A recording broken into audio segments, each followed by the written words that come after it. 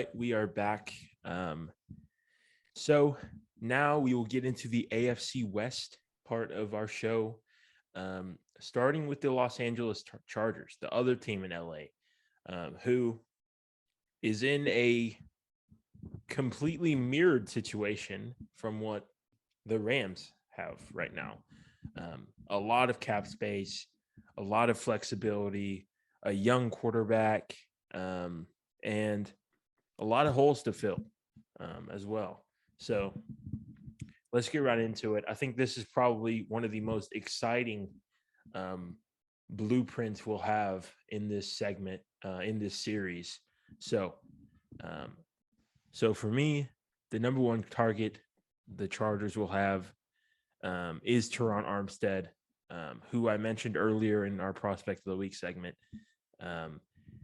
He would be a perfect fit. You could throw him in at right tackle day one. Boom, you have your two tackles set up for the future in Rashawn Slater and Turon Armstead. That would be absolutely perfect. And they have the draw in terms of the city, and they can sell him by the possibly a chance to win, and they can throw money at him. So I think that would be a really good fit. Other than that, they have some decisions to make in terms of at tight end. Jared Cook is leaving free agency, possibly. They could bring him back. Also, Donald Parham is a restricted free agent coming off an injury. I think you should bring back Donald Parham, maybe on a cheap deal since he is a restricted free agent, and go younger at that tight end spot. And then maybe bring in a guy like Dalton Schultz, maybe. And then other than that, I think adding speed on offense and defense is another key for me. So maybe a playmaker at safety, a guy like Marcus May from the Jets could be a possibility. Jesse Bates is also a free agent. I don't expect him to leave Cincinnati, but you never know. And on offense at wide receiver, you could add a guy like Michael Gallup. You could add a guy like Christian Kirk, who could be a speed threat for you. And if you miss on all of those guys, there's always the speed guys. You could get like what's his name? He played for the Niners last year. Anyway, I can't think of his name right now, but there's a lot of speed guys out there you could pick up. Sammy Watkins, a Deshaun Jackson, whatever the case may be. And there's also a lot of speed guys in the draft this year, as you know if you saw the combine. So a pretty interesting situation for the Chargers. I think you try to bring back Mike Williams, you try to bring back Donald Parham and a few of your other guys. But other than that, it's everybody else is replaceable in terms of bringing guys in to surround Justin Herbert and build up this defense. Right. This is like the prime position that a team you want to be in today's NFL. You have a roster that's ready to win with a young star quarterback that you're not paying anything right now, basically, to, with an opportunity with $57 million in cap space to address some of your holes. Like, this is the young head coach on the rise head coach. You got a talented roster. You just got to fill in some of the gaps while you can, right? Before you have to pay Justin Herbert.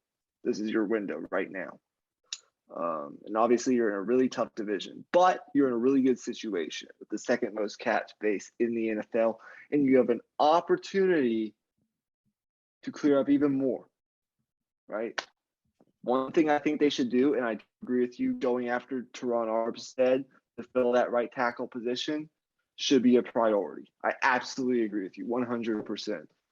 But Brian Bulaga, veteran offensive tackle, came over from the Green Bay Packers, is being paid about $10.8 million, or is due to be paid $10.8 million next year. You could save about $11 million if you end up cutting him. He's only played 11 games in the past 2 seasons. He's been hurt. I think you move on from him.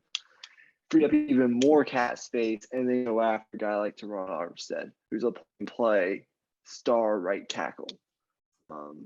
Build up that offensive line that's already very much improved in front of Justin Herbert. And then look to re-sign Mike Williams. I think they need to do that. I think they have the money to. I would do it. He's a solid guy, can stretch the field, big catch, contested balls. I like the way he contrasts to a guy like Keenan Allen. And then maybe go out in the draft and find a third option, more of a speedster type, like you said, or a cheap option on the free agent market. You have the money and the flexibility to do these things.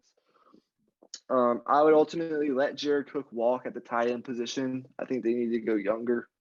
I would tender Donald Parham on a restricted free agent tender, and then look maybe to the free agent market for a younger depth option. And then on the defensive side, I think the interior defensive line should be a priority. Because as we've seen in years past, this team has really struggled, especially on the interior defensive line, to stop the run. They've been not a very good run defense. So I think whether that's through the draft or through free agency, bringing back a guy like Linval Joseph, I don't know what he'll ultimately ask for, but I think that would be a solid plan. Bringing back one of these free agent guys and then going out and getting another depth piece early on in the draft. Because at the end of the day, if you're able to bring back a lot of these offensive pieces, address the tackle spot in a free agency, you ultimately don't have that many holes to fill defensively. And you can do that through the draft or through cheaper options in free agency.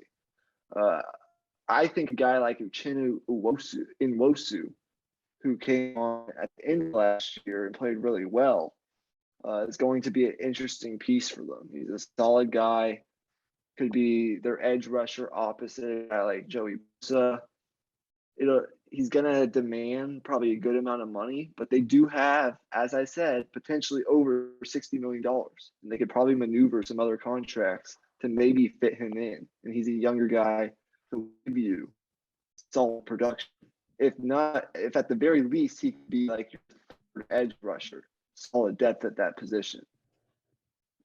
So I think they're in a really good spot. So mainly, I think you can do away with Brian Bulaga, go after Turon Armstead, address that right tackle position, bring back a guy like Mike Williams, add a third receiver, speedster, either cheap in free agency or through the draft. It's always a deep wide receiver class. Go cheap at tight end with Donald. And then in terms of the defensive side of the football, really try to address this interior defensive line issue. Beef up on that interior so you can be better at stopping the run.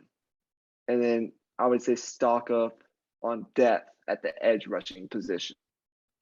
Because we know guys like Joey Bosa do have a little bit of a history of getting banged up at times or being hurt at times. And it's always good to have depth at that position.